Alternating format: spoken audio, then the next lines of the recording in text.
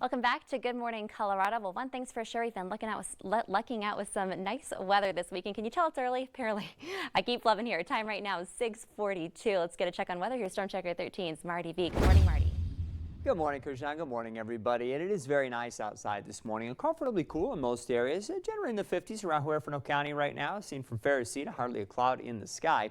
In most cases in eastern Colorado, we're in the 50s to lower 60s, and we still have some pretty cool air up across the mountains and mountain valleys. I mentioned going into the break that Alamosa's in the 30s. Leadville's down close to freezing right now. It's only 42 in Gunnison. There's some dry air coming in from the west, which is going to probably reduce the number and intensity of storms across the Front Range today, though we're not going to get rid of them entirely just yet.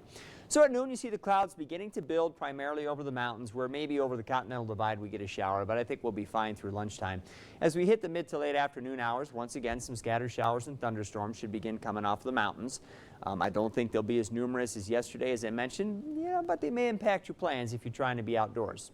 Severe weather is not as likely today either, as the low-level moisture begins to thin out in parts of eastern Colorado, but there's still a slight chance that an isolated storm or two gets strong enough to briefly produce some 1-inch diameter hail and maybe some wind gusts around 60 miles an hour. Again, that wouldn't be to the extent we saw the hail yesterday. In some cases, it was bigger than 2 inches in diameter, so we're not expecting that today, but there could still be a stronger storm or two out there later on this afternoon or this evening.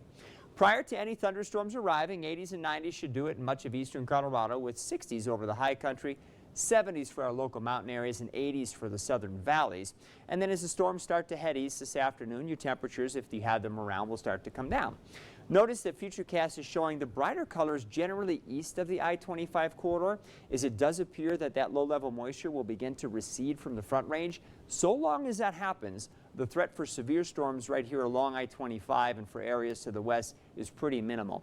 But for those of you who stay out around Highway 71 or eastward, there's certainly a possibility some stronger storms could roll across the area this evening. Notice at 6 o'clock we have some bright colors on the map here across the plains, generally to the east of the I-25 corridor. That will continue into the evening hours through about 8 or 9 o'clock before those storms probably move off into Kansas and begin to die out.